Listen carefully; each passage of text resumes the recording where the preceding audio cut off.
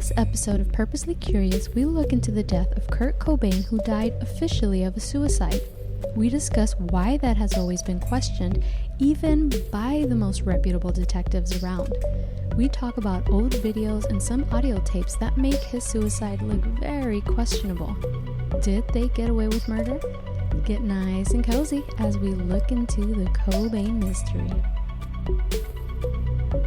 Hello, Leonie. Greetings, Barry. How are ya? I'm good. How are you? Doing well. Struggling here to breathe with all this crazy smoke in the air. Yeah, you were telling me. Last time we couldn't figure out the name, but it was the Bobcat fire, correct? Yes. Still going? Still going. Yeah, it's like still growing too, which is a crazy thing. It's like I thought by now it'd be under control, and it's not. It's I think the closest part of it's like 12 miles from where I live. But very close. Yeah, the scariest thing is like it got really close to Mount Wilson Observatory, and also the antennas up there, which broadcast the local television and radio. So if those burn, then it'll be a while till they can reset, radio and TV. And not that we rely on those because almost everybody has cable, but some people don't, Yeah. And but Mount Wilson has been there over 100 something years. It's the place where astrophysics was born. Oh. So it's a historical landmark. With two telescopes that are still being used today to study the cosmos and the stars and the moon and the planets and all that. Yeah. The famous observatory? Yeah. Is that close? Which one? The observatory or no? Yeah, it's the Mount Wilson Observatory. Oh, okay. Yeah. I just know it at the observatory. Well, Is this the same one? Am I thinking of the same one? Okay, you might be thinking of the Griffith Park Observatory. I am. Yeah, that one's like 2 miles from where I live. That's in my neighborhood, really close. That one's more of a tourist attraction, even though they do use it to look at stars and stuff, and such.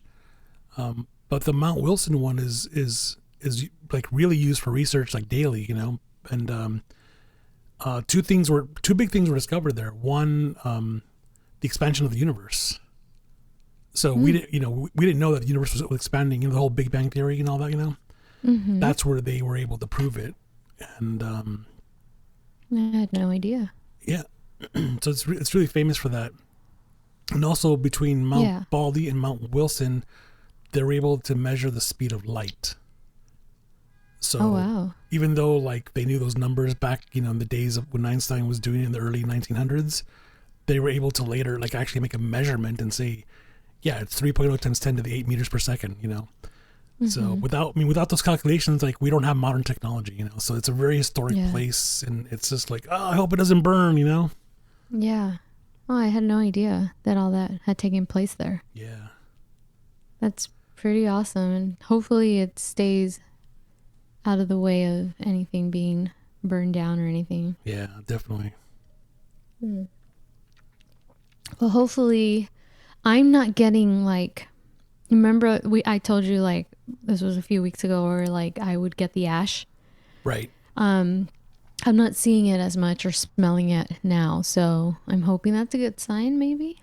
I don't know. Yeah, the weather this weekend, for the next few days at least, is supposed to be blowing everything away from us.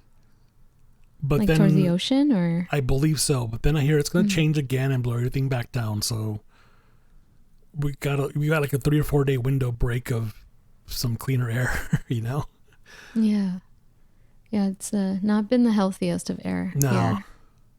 Yeah, our sun has been kind of like very creepy and red. Yeah, definitely. Made for great pictures. I've seen so many. There's been a few days where it was just, the light outside was just orange from sunrise to sunset, and I'm like, this is weird. And there's nobody outside because the air quality is bad, Yeah. So like I'm looking around, and I'm like, this is like, it looks like a zombie apocalypse movie, like the end of the world, Yeah. It's crazy. Kind of like Blade Runner. Right. I saw a lot of people posting that. That's funny. Yeah. I mean, did you see the San Francisco footage? It was like 8 in the morning and it looked like it was like fucking 10 o'clock at night. It was crazy. Yeah, it's crazy, man. It's insane. Yeah. So, well, I hope the air quality gets better up there for you. I know definitely it's bad down here as well, but maybe I don't feel it as much because I'm closer to the beach and there's like always that beach breeze. Right. But I hope that it does get better for you. Thank you. Yeah, I hope so too, because it's really affecting me, which is weird because I don't have respiratory issues, but now it's like, oh, I feel it now, for sure. Yeah. So, well, let's hope for the best. But I want to get right to our episode. On this episode, I wanted to look into the death of Kurt Cobain and certain conspiracy theories. Oh, yeah. Wait. Twilight Zone. Yes. So he died of an apparent suicide on April 8th, 1994. He was the front man of Nirvana, one of the biggest bands that a lot of Gen Xers or Zers wear their t-shirts and aren't necessarily fans of. Right.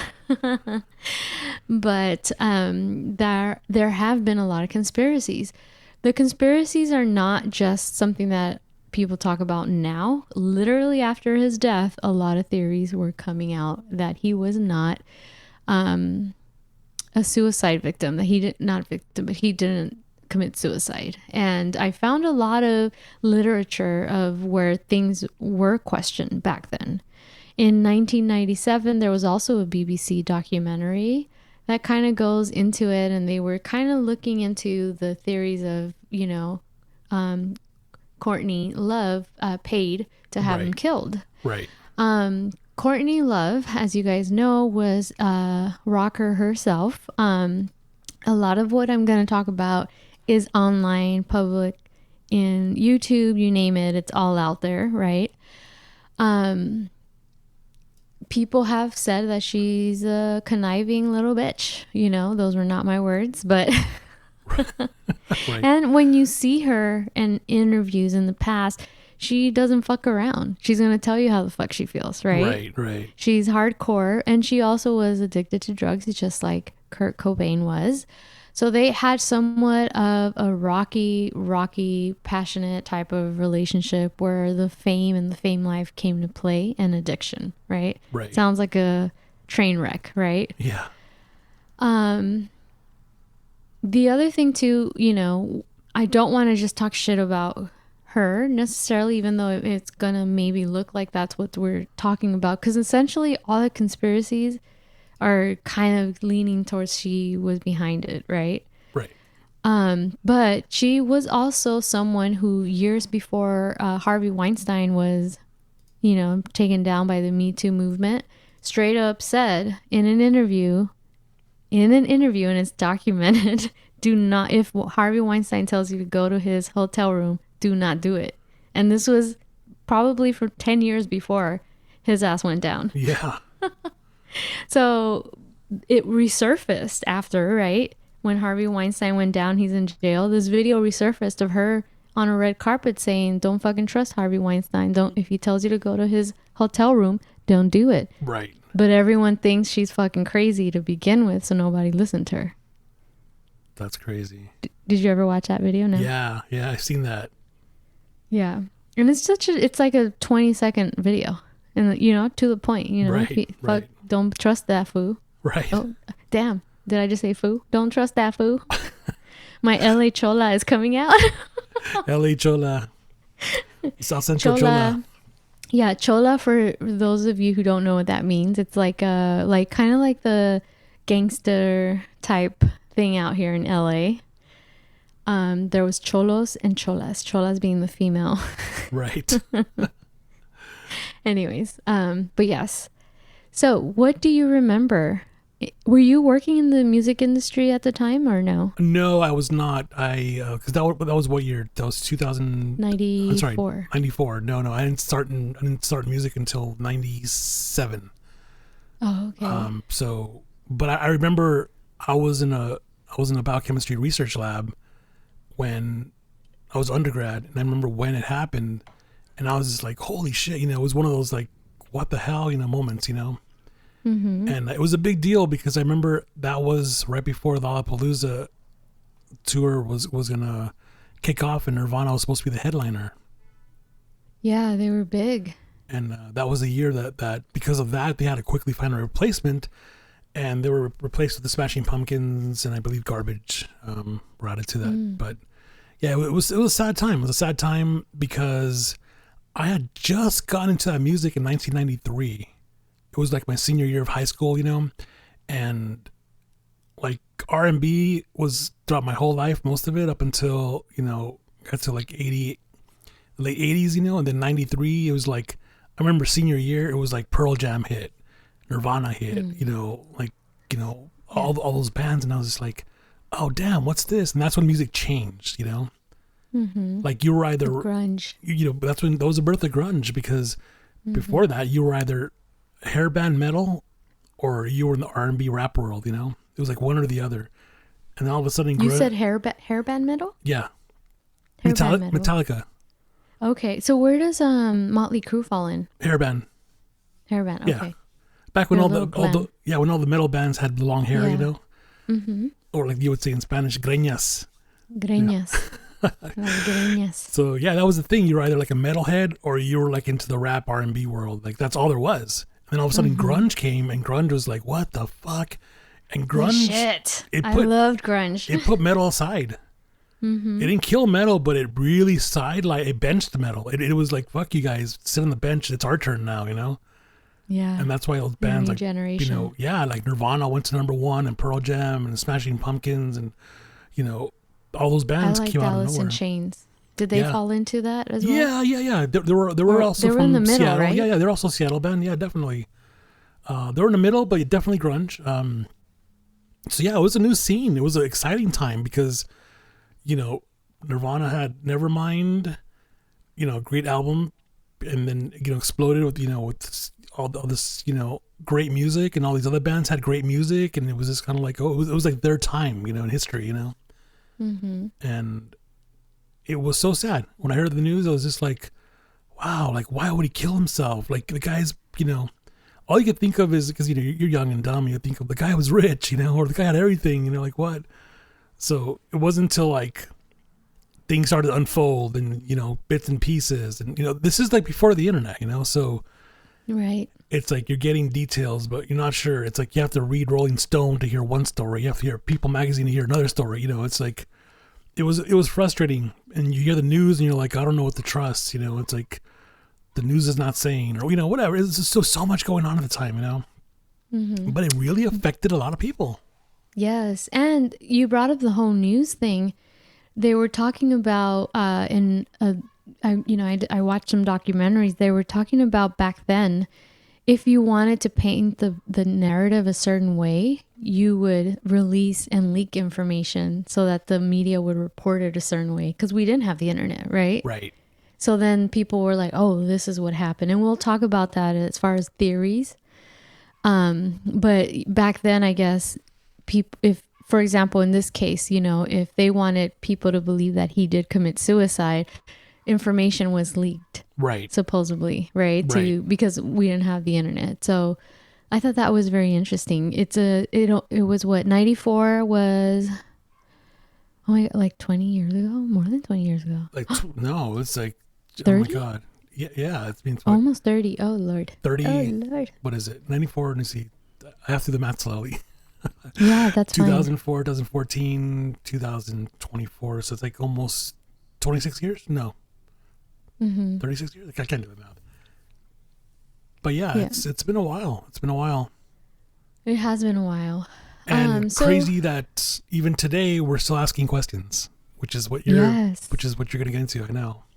Yes, and obviously this is not like a total deep dive. It's just me extrapolating things from different places. But I have seen, I'm a believer based on what I've seen, that there's more to the story. Now, call me silly, right? Right. And a conspiracy theorist.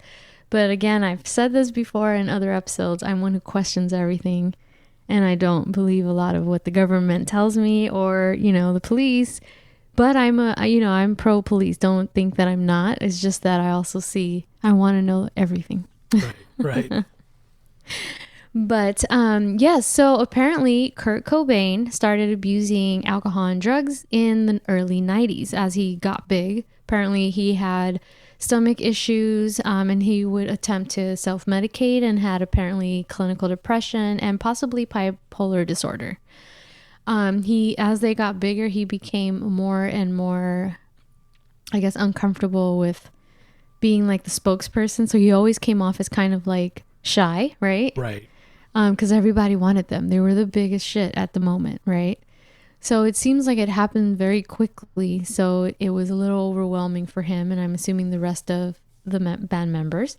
We did discuss him in our 27 club, because he died at 27. Yeah. Supposedly, he committed suicide, right, in April 8th, 1994, when he was found by an electrical contractor who found him dead in the greenhouse in the back of his Seattle home. And apparently he shot himself with a shotgun. If you guys have seen this picture of the shotgun, it's pretty big and long.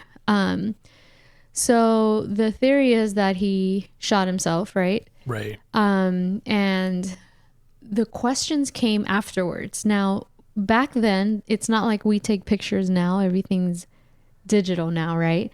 Back then, you had to develop the pictures. So if you took a picture, you had to develop pictures. Right. Before the body was ever taken out, they had already ruled it a suicide. So per the Seattle Police Department chief, right? He said that when they were suicide, they wouldn't, what's the word when you want to process a photo? And develop. Back then, develop. Thank you. So they never developed photos of suicides. So they had rolls of photos from the scene that were never developed. What they developed were a handful of pictures.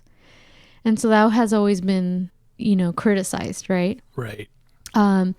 But the reason I wanted to bring this up is because there is a private eye who Courtney Love herself hired, who started to record Courtney Love's conversations the moment he talked to her, that she hired him.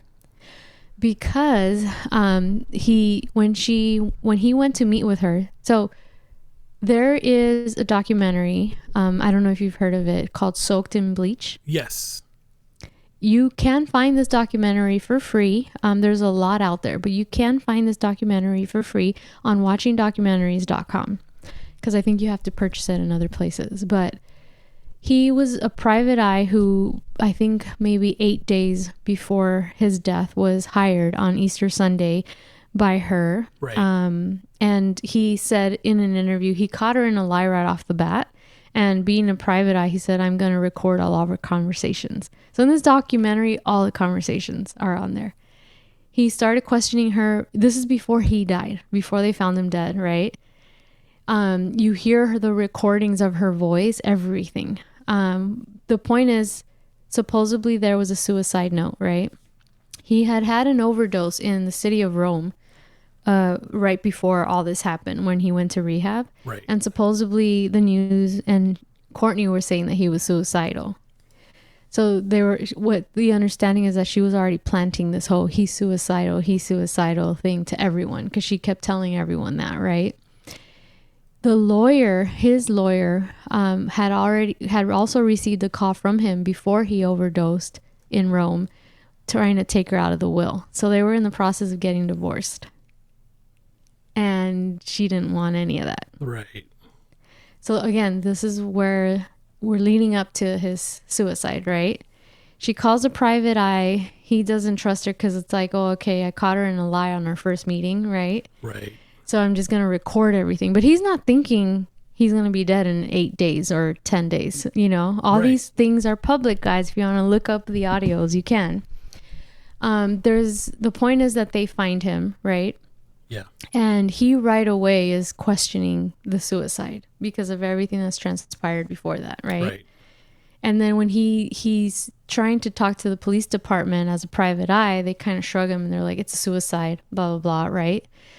Without waiting for toxicology, right? Right. Without waiting for... So basically, the Seattle Police Department, I think a few years after that, this was the beginning of the downfall of the police department up there, essentially. The chief was then ousted, but It started with the Cobain thing. And again, I was really young when all this happened, so I wasn't necessarily in the loop. So it's interesting to see this years later, right? Yeah.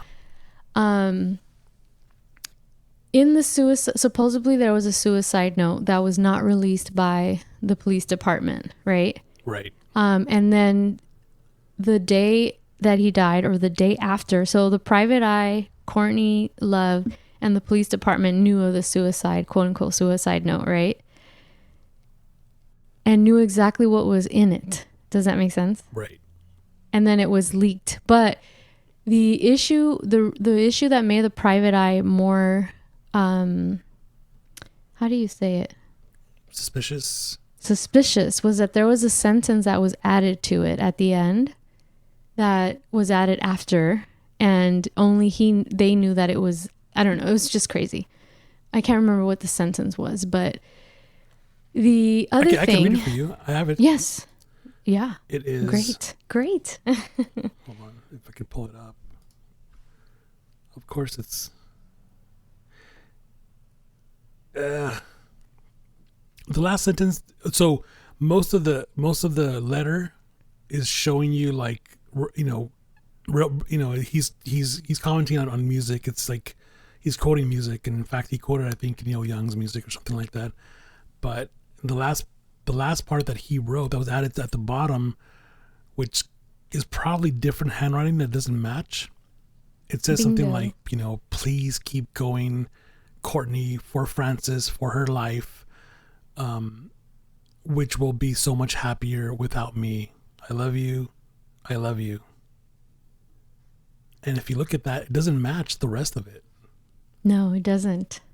It doesn't. So let's say this was an investigation that was slow, right? That they took their time, right? Yep. It was essentially once the body wasn't even taken out of there, and they were like, case closed, suicide.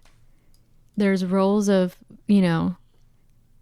photographs they didn't develop, we already have a PI who's suspicious of his wife, who she herself hired. Right. And he's documenting and recording all her fucking conversations. Yes. Then they have a lawyer that works for the Cobains. Once this happens, she's on the phone with the PI saying, we both know he was murdered. Right. There's no fucking way he did it. And what is he doing? He's recording her too. Yep. And this is all happening in 1994. Yep. Right? Yeah. And so she said that Courtney Love had left a backpack in her house, and it was a paper of her trying to do the alphabet in like certain ways. Does that make sense? Right. And this was prior to his suicide. So again, there are theories, right? These are just theories. The other thing is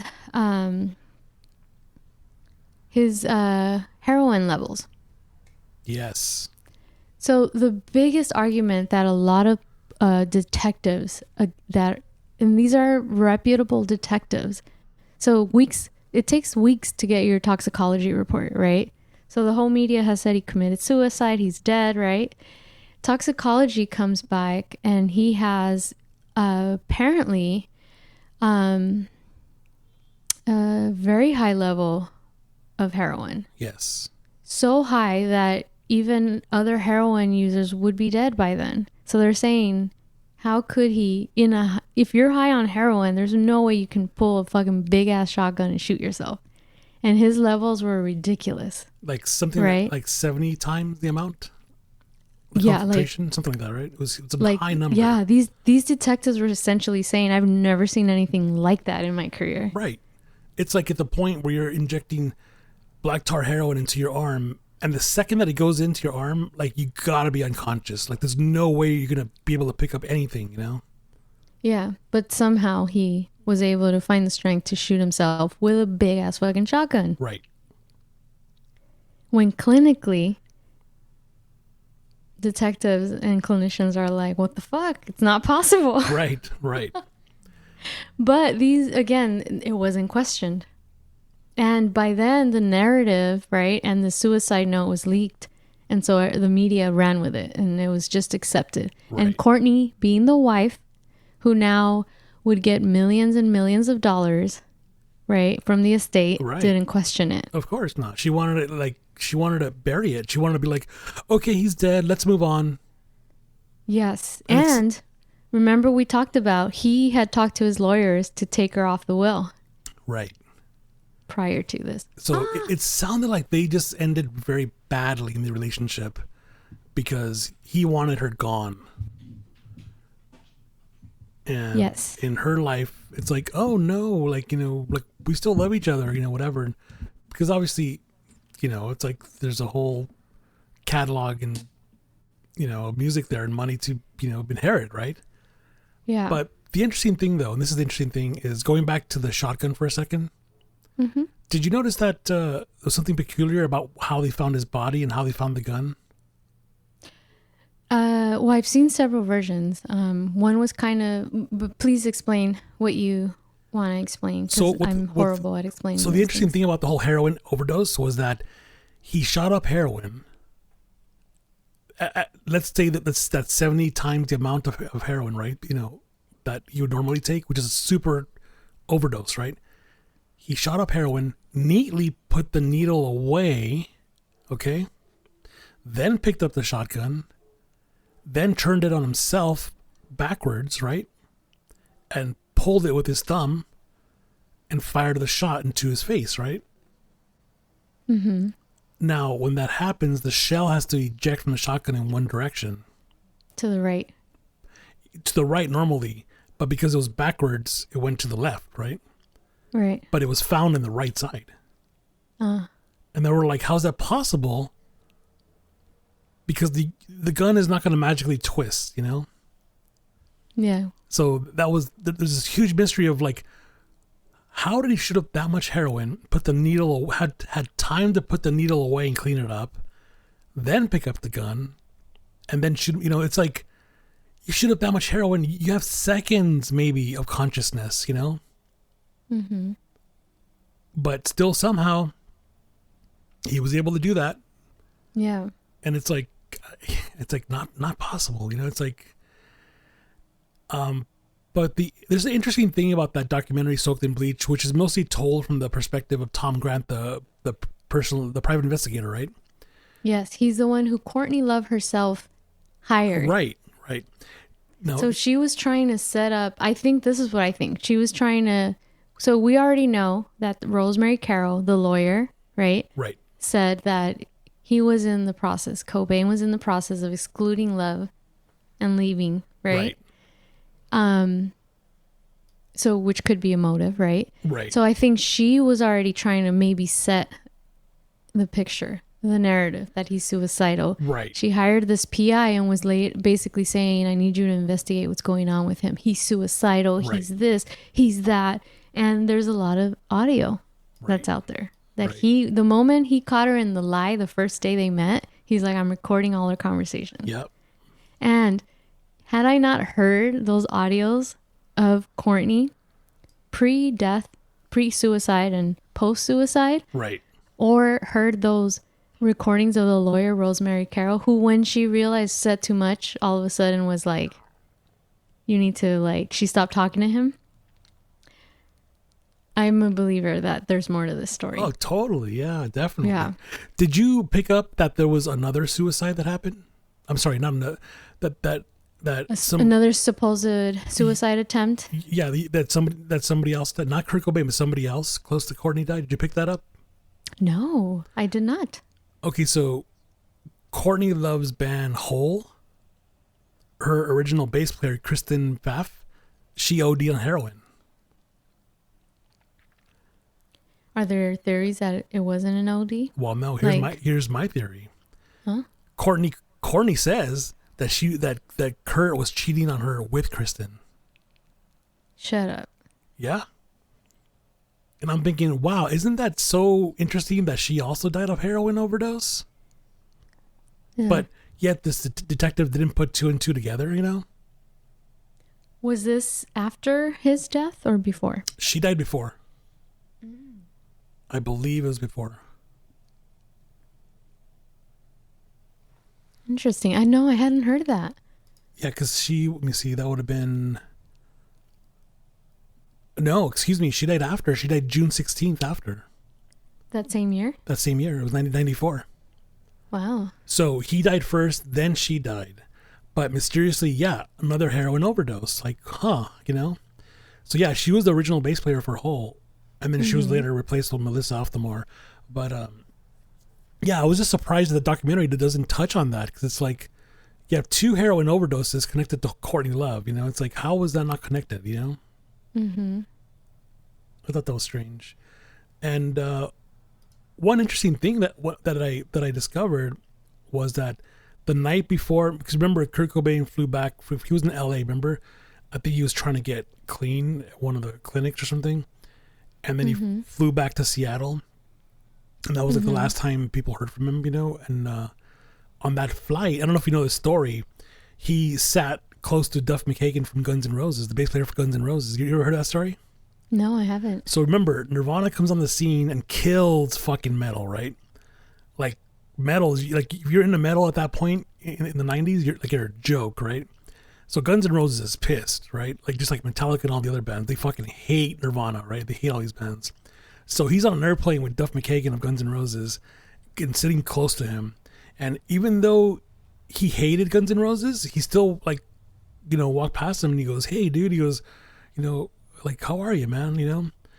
And that was the encounter that Duff McKagan said, you know, that was so weird because Kurt Cobain came by me and said, "Hey," and he knew something was wrong. And he, you know, he's quoted with saying that all of my instincts, that there was something wrong. It's like he sensed that like there's something wrong with this guy, you know? And sure enough, that's probably one of the last times anybody saw him, because after that, once he got back to that home he was living at, you know, he went into that room that nobody could find him in, you know, conveniently not find him in, you know. Mm-hmm. Yeah. And it's crazy because, you know, maybe, I don't know. It sounds like there was a lot of fishiness happening. Yeah. With Courtney. Now, I didn't know what you just said about the bass player. Yeah.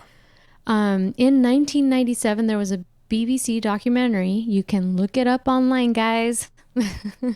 This was 3 years after his death. There were rumors that this guy named Eldon Hoke, is it Hoke or Hoke? Also known as El Duce. I don't know if it's El Duce or El Duce. Yeah. Who was also a band member of another band.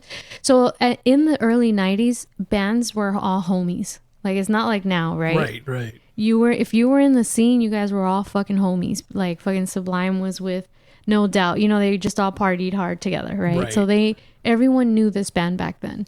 They never made it big, but they were big in the scene. And so the rumors were that he was approached by Courtney in 1993 with a proposal to kill Cobain. He turned the money down, right?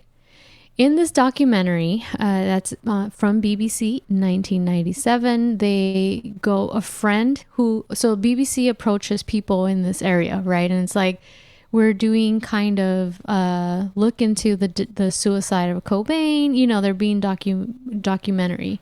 And this guy was like, well, I heard that supposedly this guy was offered money to kill Cobain by court.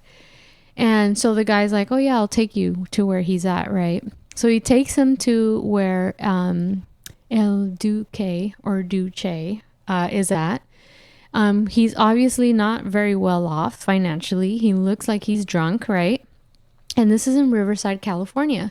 So it's on video, guys. Look it up. And the BBC guys said, you know, there's these stories that you were asked to, you know, kill him. And he said, yeah, that he was essentially offered $50,000. Oh, damn. You know, but he turned it down. Right. But in this interview, he said, I turned it down, but so-and-so did it. Like a quick slip. He's drunk. And he looks to the guy, the friend who brought the BBC guy in. And you can tell if you look at this video, he's like, oh shit, did I just say that? You get what I mean? Yeah. It's like if I was like, oh yeah, but Leone took the money. Yeah, you know? Yeah. It's confessing. Yeah. Yeah. So you see the fear in his face when he looks at where he's probably like, shit, I just snitched. Maybe not realizing it. And he looks at the other guy. He was dead in a few days after that interview. But the interview wasn't publicized yet, right? Because the documentary is still being filmed. Right. So why? So people are like, that friend snitched on him, basically. Yeah. And he was dead. They found him in the railroad tracks days later. That's crazy. Conspiracy? Yeah. I don't know. But he claimed to his death that he was offered money, 50 grand, to kill him. That's crazy. He didn't take it, but the other guy did. And the other guy who did it actually comes out in videos saying that he did. That he offed him. But he comes off like I was telling you earlier, like a Hermosa bro. Right. Those beach bros, kind of like he was cocky and, you know, he says that he did and he got money for it. He also says $50,000, but he just comes off like an arrogant fuck who could be making that shit up for fame. Yeah. Who's also in a band. That's crazy. I mean, that's crazy that you would say that in this day and age because the world would just instantly hate you, you know? Like, that's not something you brag about, you know? Yeah, but like you said earlier, this was before the internet, right? This was in the 94, right? So this video that I saw of this guy saying it is essentially grainy 90s fucking video, you know? Right. They interviewed him recently and you see him with his white hair and they ask him about Kurt Cobain. He takes the mic off and walks out. Interview's over. That's because he doesn't want to talk about that shit.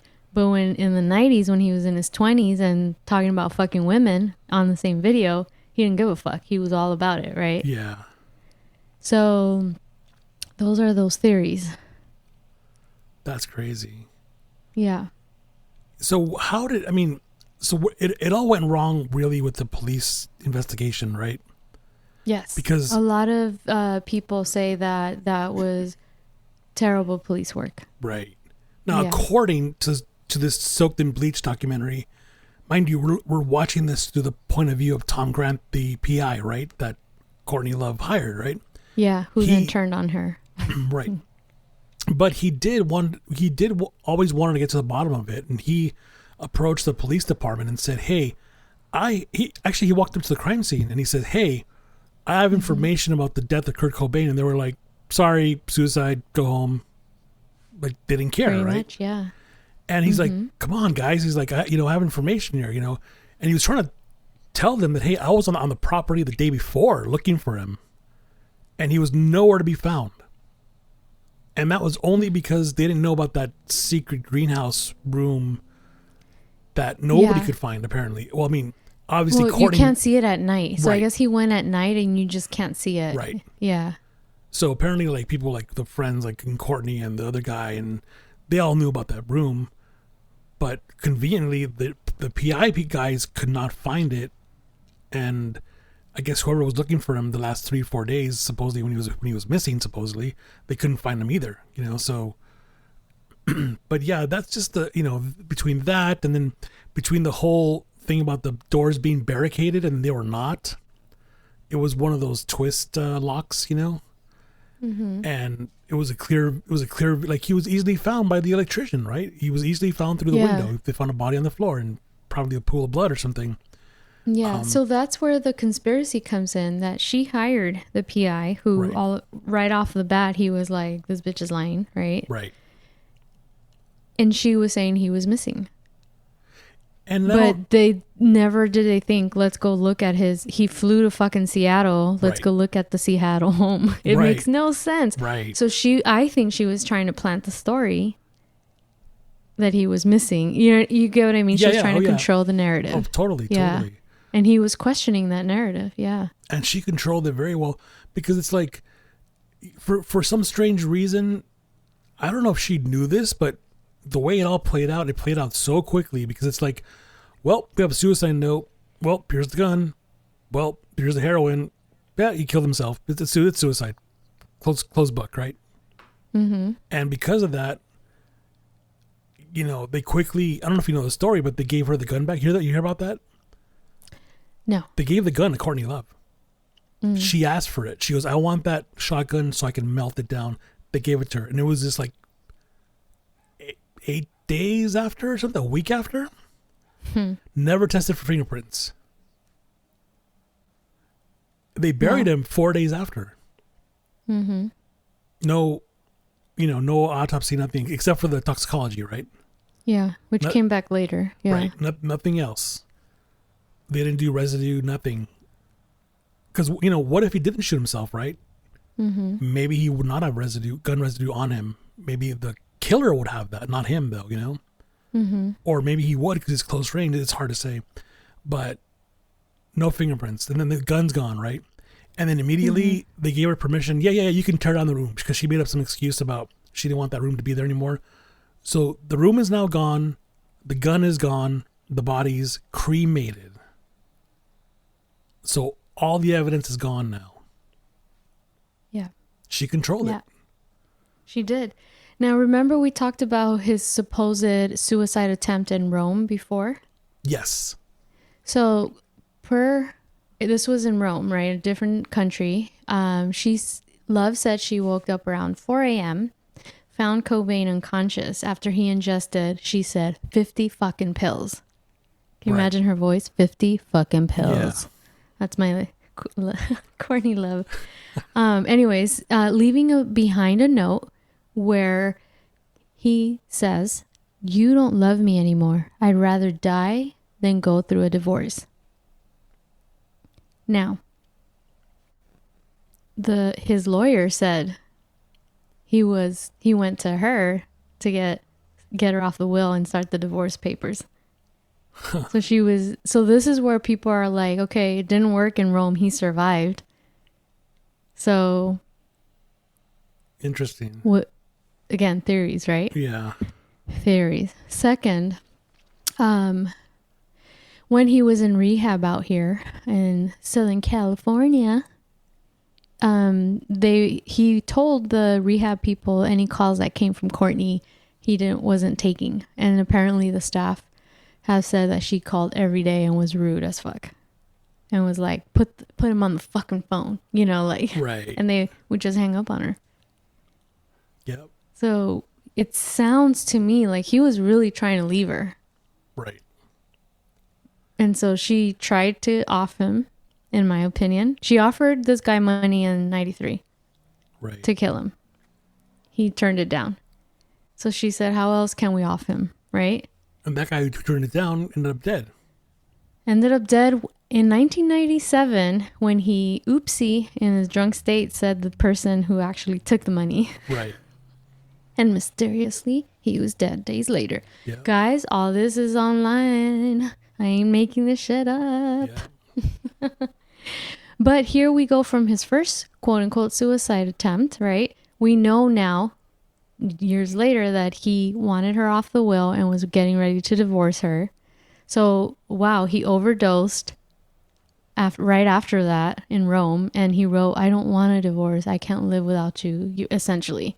Right. So she was trying to control the narrative. And he survived that overdose. Yeah. But he did not survive the heroin and the shotgun. Yeah. So what I'm wondering is, let's say he was murdered. Okay, let's just hypothetically say he was murdered by somebody else, right? And this person walks in. He's probably easy to murder because he's probably high as fuck because that's all he was doing is drugs. That probably came across him in the house and he was just sleeping or sitting there, whatever. So did the guy give him the lethal dose, or did the guy pull the trigger on the gun? Could have done both. And if he pulled the trigger first, then gave him the lethal dose to make it look like a suicide, like an overdose. Yeah. But damn, he gave him way too much. Way too much, yeah. And not only that, he put everything away. Yeah. So the guy who we talked about, the private eye, was going to look, because remember, Courtney hired him and said, he's missing. Right. I need you to check the Seattle property. So private eye went the night before with a friend who's also a druggie, heroin, meth addict, right? Yes. They search the home. The home is like, they don't find him. Again, at nighttime in Seattle with the rain, they couldn't see the back house, you know? Right. That's where he was supposedly. After all this happened, okay, they found him. The electrician found him, blah, blah, blah. There's audio of the PI talking to Courtney and saying, it didn't make any fucking sense to me. He's literally calling her out on it and saying it does not make any fucking sense. Right. Let me talk to so-and-so. I can't remember his name, who he went with, right? Right. She said, okay, he's going to be here at my house. Right. At this time. He shows up at the time and the guy wasn't there. Now, keep in mind, this is an addict as well, right? Right. He gets there late, and the PI's been waiting for him this whole time, but somehow he ended up in Courtney's room. And so he was like, he's here. How come no one told me? I've been waiting for him this whole time. And he was like, oh, he's just coming out. He came out of Courtney Love's room and he was high on heroin now. Yep. So the PI literally was like, well, I can't interview him now. Like, you knew I was coming and now you went and got high with Courtney. Right. So people think she got him high so that he can't say shit. Yeah, pretty much. I mean, it's like, what's one way to silence him, Yeah. So I don't know. What do you think? I mean, there's more. I'm not deep diving into a lot of this, but the biggest thing is his heroin levels were too high, right, for him to even kill himself. Right. The gun. How it was found in his hand, upside down, makes no fucking sense. And this is like forensics people talking, right? Yeah. And also the bullet, where the bullet was, the shotgun shell was found. Mm-hmm. And you also have the door lock. You have the, what was it? The barricaded door that was misreported. Yeah. The room that they couldn't find. I mean, there's just so much going on here, Yeah. And then remember we talked about that line. The bottom line of the suicide note is a different handwriting. Yeah. And it compares to the papers that were found in Courtney's bag of her trying to figure out how to do the A, how to do the B, right. A million times that the lawyer found. And the lawyer got on the phone call with the PI right away and was like, this is not a fucking suicide. Yep. But she stopped talking to the PI when she realized he was recording her. Yes. But that whole time she was covering up for Courtney, Yes. So she was essentially working for both of them. But she basically was like, before his suicide attempt, quote unquote, in Rome, he wanted to get a divorce and take her off the will. Right. And then, so now all of a sudden in Rome, he ODs on 50 fucking pills. Right. Right. And he wrote a suicide note saying, I can't live with us getting divorced. I would die without you. Which is like too coincidental. Right. But again, none of us knew that information then. And guys, all this is public. You guys look all this shit. It's public audios. Yeah. Of Courtney herself. And you're going to listen to it and you're going to be like, damn, maybe, what if he did commit suicide? But this bitch, you won't believe shit she says. Right. Exactly. Yeah. Because people are chronic liars. So let's say he did commit suicide, but she makes herself look bad in these recordings. Right. Oh, terrible. Recordings from before his suicide and after his suicide by the PI that she hired. Yeah. And notice there's also something interesting that I can go both ways with. When they interviewed all of Kurt Cobain's friends, and what's the one thing they all said that was the same thing that was in common? They all said, no, he would never kill himself. He was not depressed. He was a happy guy. He would never kill himself. Now, when I saw that, I could see that both ways. Mm-hmm. I could see that he was probably deeply depressed, because people who are suicidal don't broadcast that, Mm-hmm. They're not going to tell you, like, okay, I'm going to kill myself tonight. They just do it, right? Sometimes they leave a note, or they leave a last second, phone call or something, So there's no way the friends would have known that, there's no way the friends would have known that he was perfectly, happy and not depressed, so there's no way. But there's also that, yes, he could have been super depressed, right? And suicidal. So I can see it both ways. Mm-hmm. But the ways the friends interpreted, I'm like, no, you really wouldn't know that, Yeah. But I think we know a lot more about suicide since 94 that we know, because there's been so many, right, over the last 25 years that, we do know that it's like, fuck, what is the saying that everybody says? It's always the silent ones. It's always the quiet ones. It's always the happy ones, So, yeah, we don't know, So that's the part that kind of took me out of the book. I don't know about that, Yeah. And I don't know if it was one of the cops or detectives who said this quote, and I'll never forget it, where he says, if you want to get away with murder, it's, kill a having junkie. kill a junkie and saying it's suicide or an overdose. That's right. Yeah. That's exactly what happened.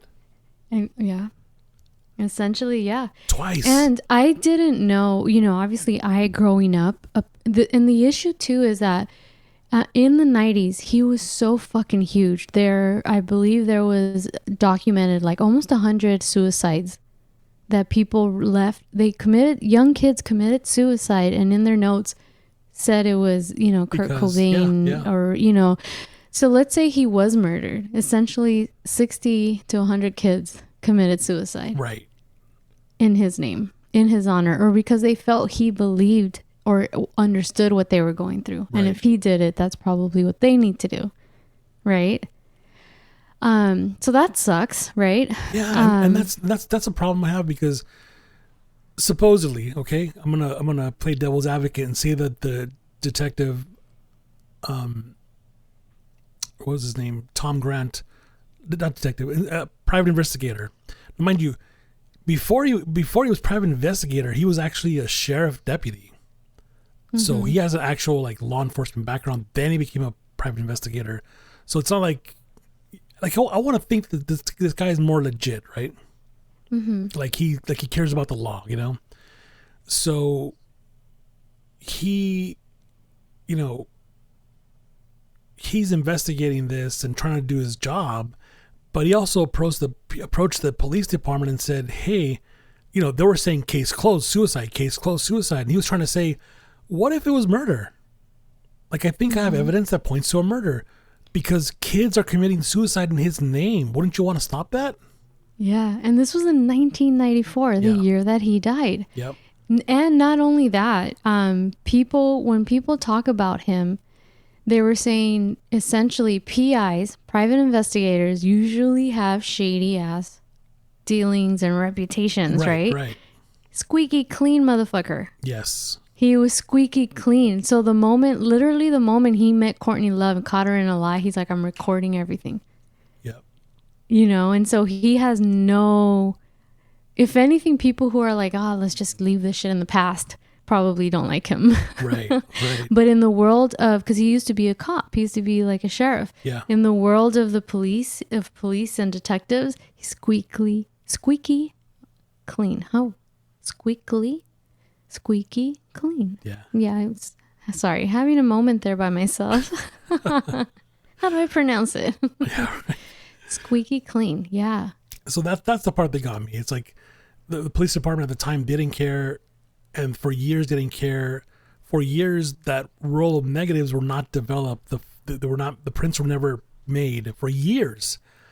I think it was up until 2014, about 6 years ago, that they were finally printed, but never released. So nobody's seen the crime scene photos yet, Mm-hmm. But it's like, why? You know what I'm saying? It's like, that's probably the only bits of information you have of evidence yet you have, because everything, they were so incompetent. They were like, yeah, take the body.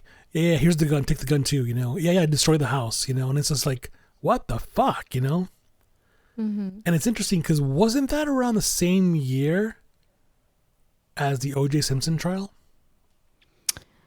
Oh, I don't know. Or the murders. Sorry, the murders. Ooh, I don't know. I know it was in the 90s. I want to say that it was the same year. Yeah, June 12th, 1994. So 2 months later. Yeah, so 2 months later here in LA, we have that going on, right? And there's so much shit about that, right? DNA evidence and the bloody glove and the blood in the car and the footprints, right? And there's a bunch of stuff, right? Yeah. Yet up in Seattle, we don't care. Yeah, here, take the gun. Yeah, whatever. It's like, oh, yeah, tear down the. Oh, here's the body. Cremate, no problem. You know, like what the fuck, you know? Yeah. And yet you have a detective trying to, keep the case going, and by saying that, hey, this could be a murder, and they're like, no, we don't care. It's a suicide. It's done. It's case closed. And I'm like, It's just so unfortunate,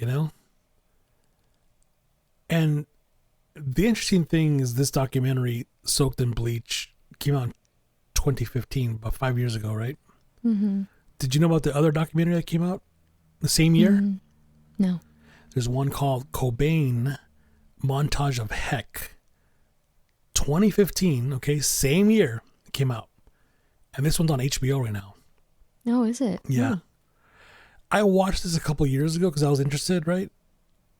And this one paints a whole different picture because it's basically a documentary of home movies, recordings, artwork, photography, and journals. And you see, here's me and Courtney wrestling. And they're kissing in bed. They're making out. Oh, baby, I love you. Oh, baby, I can't wait till Francis is born. Oh, here's Francis. Here, baby, come play with us, Mm-hmm. And I'm like, wow. This is interesting. Like, I was like, who put this together? I was, it was like, they're showing a whole different light. Because mind you, we've seen clips of him on heroin, right? And just fucked up on drugs for years, right? And all the interviews and the MTV interviews and all that and everything, it's like he could barely talk half the time, But here's a documentary that paints him in a positive light. Now, mind you, that's a pretty cool thing because maybe a lot of us haven't seen that, right? Yeah. Maybe a lot of us haven't seen that side of him. And I've never seen that side of him where he got along with Courtney. All I heard is that they hated each other, Mm-hmm. So this documentary ends, right? And I'm like, this is interesting. It's a whole different light, Yeah. And I started looking. I was like, who made this? Who made this documentary? And I'm like, oh, executive producer Francis Bean Cobain. Really? Yes. 2015. 2015. Same year as Soaked in Bleach came out. And mind you, this documentary is scotch taped together. There's like no flow. There's like no story. You know what I'm saying? It's like somebody said, hey, dude, you got 2 hours to put this shit together. Here's a bunch of photos, here's a bunch of video. Yeah. Not that it's bad or anything. It's just very different. Mm-hmm. It's almost like they say, fuck, this detective asshole put out this person put out this Soaked in Bleach. And with Courtney Love's voice, right? Right. Mm-hmm. on tape, by the way. And now here's like, oh no, we're gonna bury that one by releasing this one. Yeah. Well, I had never heard of that one. Yeah, you gotta check it out. Yeah, I'm going to. I have this thing I'm gonna read that someone wrote. Hi, I live in Seattle. Lived here then. I worked in the film and music business here in the early 1990s. I met Cobain back in the day. I was at one of their very first show in town at Old Vogue. I didn't know him, but I knew plenty of people who did, and none of them ever for a second thought he was suicidal. He wasn't even a junkie until he met Love. Junkie is, a drug addict, right? It is pretty much an acknowledged fact in the music community here, that's in Seattle, that Love killed Cobain, one way or another. It won't be hard for you to find people to talk to about it, off record anyway. Love is openly despised by nearly every one of her former bandmates, tour companions, and nearly everyone who has ever worked with her. And that's not just because she's a huge pain in the ass and a junkie. It's because she's fucking dangerous and crazy. Huh. So people in the music industry, I guess the moment that came out were like, there's no fucking way. Right. And remember we talked about El Duce? Yeah. He was dead 2 days after that interview. That's crazy. Yeah. 2 days after that interview. And the guy's name was Alan. Huh. And so he says Alan, and then he stops, I mean my friend. Again, look it up, guys, BBC. And when you see that, He's dead 2 days later. And they said it was an accident because no one witnessed it. Apparently a train hit him right across the street. Oh, man. So there's a lot of suicides and deaths around Courtney Love. That's crazy. That's crazy. Interesting. Now, I want to bring up something that I learned like 2 weeks ago, and I've been biting my tongue to share this with you because this is the moment. Let me ask you this. Who was Kurt Cobain's arch enemy? Do you know who was his big arch enemy? Kurt Cobain's arch enemy? Yes. There was somebody who, like, not because he said so, because the media painted this person that way and said, this fucking dude is your enemy. Like, you guys are rivals. I don't know. Billy Corgan from Smashing Pumpkins. Okay. At the time, you got to remember that this is early 90s, right? Actually late 80s, okay? Late 80s, you have Soundgarden.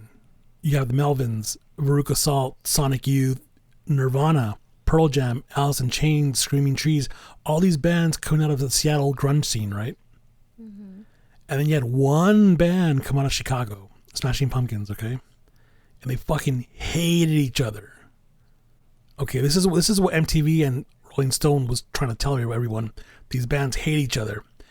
And more so because every time Courtney Love had a fight with Kurt Cobain, allegedly, she was going to hang out with Billy Corgan. Which I think he says in an interview. Yes, that's what I'm getting at. I've seen it.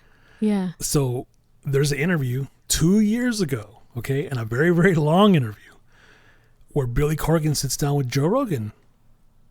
This is 2 years ago. And I just watched it like a week ago, 2 weeks ago, because he was talking about the music business and all these things, you know, and then he gets to this part where he was asking the rivalry about Nirvana, right? And he goes, no, he goes, look, we were always around each other because Courtney wanted to hang out with me, but Courtney was dating him. So this is before they were even married, okay? Mm-hmm. And it's like, yeah, she'd come over to my hotel room, whatever, spend the night, whatever. So I don't think he's really saying like we're having a relationship or anything, you know. I think he's just saying they're hanging out, whatever, you know. But he says that, yeah, all these bands were around each other. And in fact, he says, we went on tour with Nirvana. He says, Smashing Pumpkins and Nirvana toured together. And he even showed, like, he had some video footage of it, you know. He goes, this is a club in Boston. That's where we played. And we went to the next stop. And, you know, it sounds like interesting, very interesting, you know. Mm-hmm. And then, of course, you know, he reminds Joe Rogan that he wrote Celebrity Skin, Hole's album, completely, you know. Mm. And even though he probably just threw her a bone and said, yeah, Courtney Love wrote half of it, I wrote half of it. Fuck no, that album is so good that he wrote it. You could just tell, you know? Mm-hmm. Like, at this point in her life, she's a sloppy mess. It's not even her, you know? I don't know really how much she had to do with the album, but he really wrote those songs. Mm-hmm. And that truth came out, you know, that's like out there. The interesting thing Joe Rogan asked him on the podcast was, he goes, so you were around with the whole Kurt thing and all that? And he goes, yeah, so were you around there when he died? This is what he said. And you guys are gonna have to go back and find this podcast and listen, because it's really interesting what he says. He says, look, I was around before Kurt killed himself. I was around when Kurt killed himself, and I was around after Kurt killed himself. And the way people are saying the way it happened, it did not happen that way. And nobody's asked me about it. Nobody's approached me. No detectives, no police, nothing. So I'm just going to leave it at that. And I was just like, holy shit. I'm like, this guy probably knows something that we don't, you know? Now, when he said what people are talking, is he talking about our conspiracies or what the police are saying? We don't know.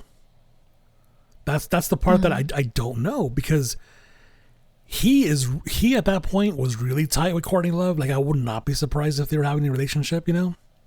Mm-hmm. Because later they were even living together, you know? Mm-hmm. And then he writes his album, and then they get into fights, and then she tells him to fuck off, and then they're not friends anymore, and then 5 years later they're best friends again. So they have this on and off relationship, it seems like, for the last 30 years, it appears, you know. So apparently he knows something, because he clearly said on Joe, mind you, Joe Rogan's the #1 podcast. His show goes worldwide, and it's big news, right? And he said that. He said on the show, he goes, it did not happen the way people are talking. And I was there before, during, and after, and yet nobody's approached me and nobody's asked me about this. And I'm just going to leave it at that. And I'm like, damn, what does this guy know, Mm-hmm. It's like whoever gets him to sit down and give a tell-all interview, he's going to spill some beans, Now, the question is, at this moment, is he friends with her?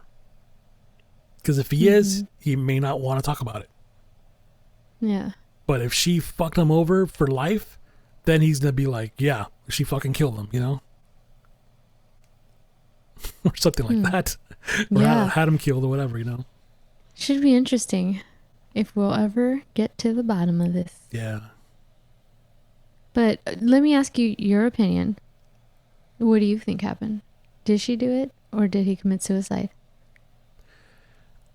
I think, a lot of things could have happened, Like what if some guy walked in with a gun and said, here, shoot this fucking needle yourself, And he did, like some guy forced him at gunpoint to shoot up her, you know what I'm saying?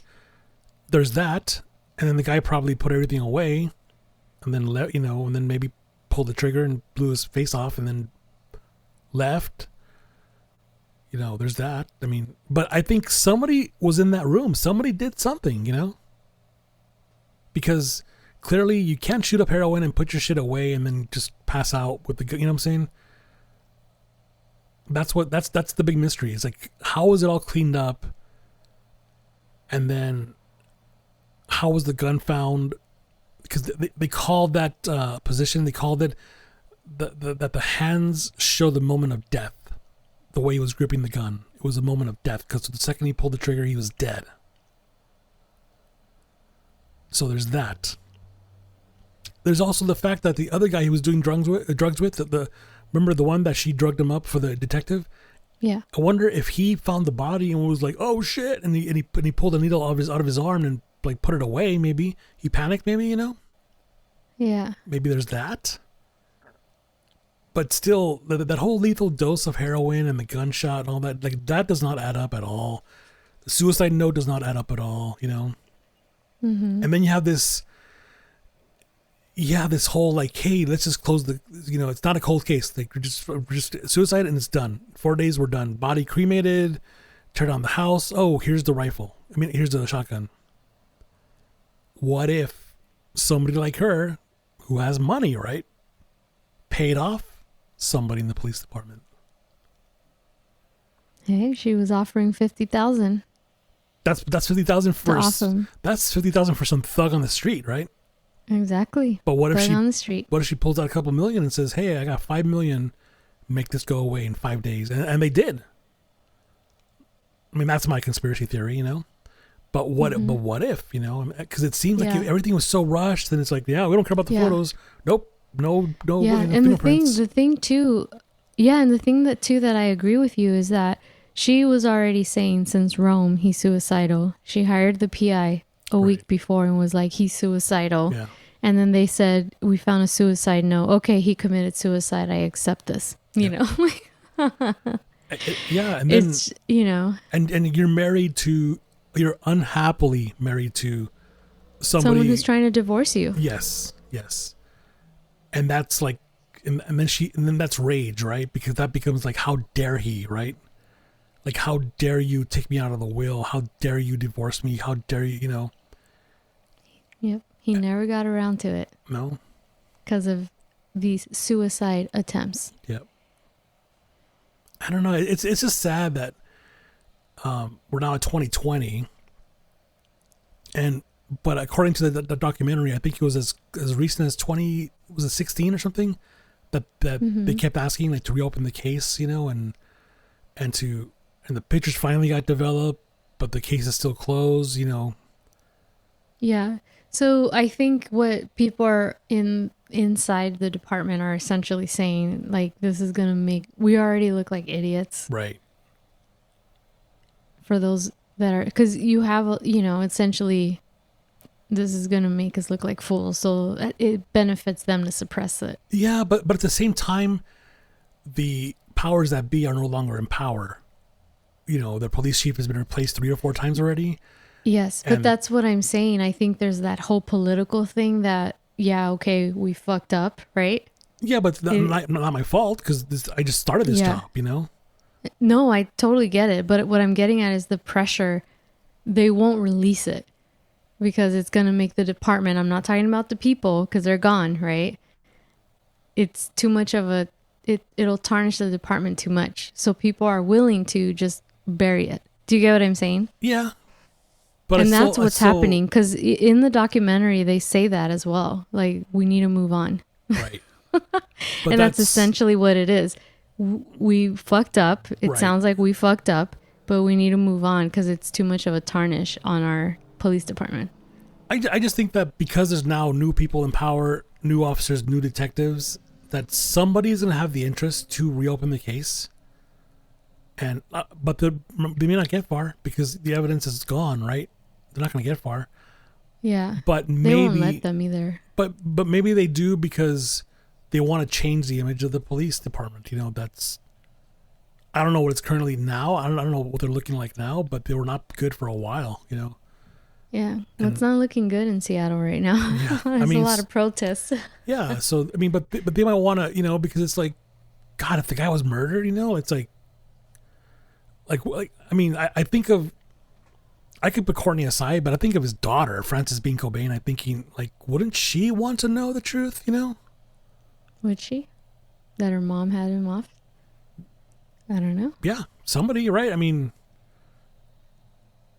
because, I don't know, suicide versus murder it's not exactly gray. It's yeah. Now, I know this doesn't have anything to do with this, but I'm going to tell you why she may not want to know either. You know, this was a conversation between my girlfriends, right? A friend was being cheated on by her guy, right? Okay. We all decided not to tell her because we thought she would just not believe us and shun us, okay? Right. We were having a conversation and we were like, okay, so, well, if this happens, I want to know, right? Right. 2 of our friends says, if you guys hear about that, I don't want to know. What I'm getting at is that she may not want to know. She may be happy just with the image. You know, she's been fighting with her mom. They make up, they fight, you know what I mean? Right. But she may not want to know. There's a possibility that she just is like, I don't want to know. That is true. That is true. So I understand where you're coming from. And she may just be like, I just want to remember him this way and I don't want to think that my mother had him offed. And imagine being her, hearing all this, watching all these documentaries. I guarantee you she's probably watched that Soaked in Bleach documentary, or maybe she hasn't, but I know I would want to see it. And imagine hearing my mother's voice in audio tapes. Yeah, sounding shady as fuck. Yeah. But I'm sure there are people who are like, I don't want to see that documentary. I don't want to change the image of my mom. Yeah, she definitely had to have seen it because she, like I said, she released her own same year. That's not a coincidence. And then also it's all lovey-dovey. It's like and I'm like, no, not like she's trying to paint a positive image of him. Yeah. And that's why I'm like, it kind of feels forced. Sucks. Yeah, but it sucks to be her, right? But I mean, in her shoes, she wants to have a positive outlook on him, that he was a good dad, Yeah. Even though he was dead by the time she was, I don't know, 3, 4. She was young, right? She was 4 years old or something. Or, and I get that. You don't want to hear your dad's fucking heroin addict and blew his head off and all that. It's like, no, you want to hear that he was cool, and she's got those home videos, those home movies, and because they're in that documentary, and I'm like, you know what, she has that to hold on to, and maybe that's all she needs, Yeah, because like I said, I can't imagine what she's, to still have people like us talking about it, right? Right. She's probably like, they're still, but again, she's been on and off with her mom. Her mom, she must know that her mom's crazy, regardless of whether this is true or not. Yeah. But yeah, it's a tough position to be in as a child. Yeah. Someone who was so big and died, and the memory of them and how big they are and what the theories of the potential death could have been. Right. It must suck for her. Yeah. Well, I thought this subject was very interesting. Yeah. Definitely, guys, I think you guys should look into this documentary, Soaked in Bleach, which was done by the private eye that was hired by Courtney Love prior to his attempted suicide, right? Or quote unquote suicide. Right. And he has all the recordings of her and all the recordings of the lawyer.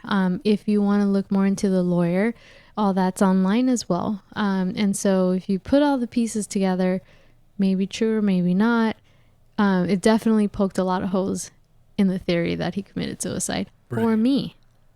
I'm just speaking on about me. Oh, right? I agree. Yeah. So I personally don't think that Seattle PD will reopen it. Not because I don't think they want. I think that's just their PR. They don't want to admit that they made a mistake. Do you know what I mean? Yeah. That's just me. That's why I don't think. Plus, there's a lot going on right now. I think it's the least of their worries. But a lot of people have been asking and going to court to make things public. And the Seattle department has been fighting to make things public. So why would you fight to make things public? I think it's because they fucked up. Yeah. You know.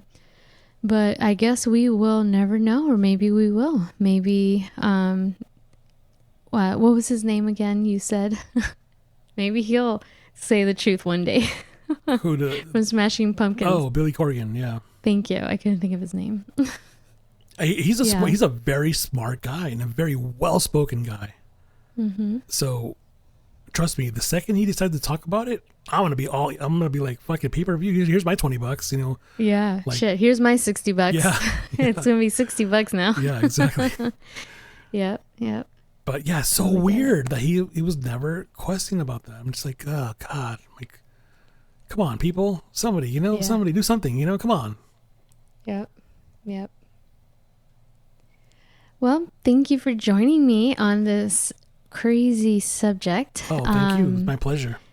And again, guys, look all this stuff up. Look up El Doce or El Duque.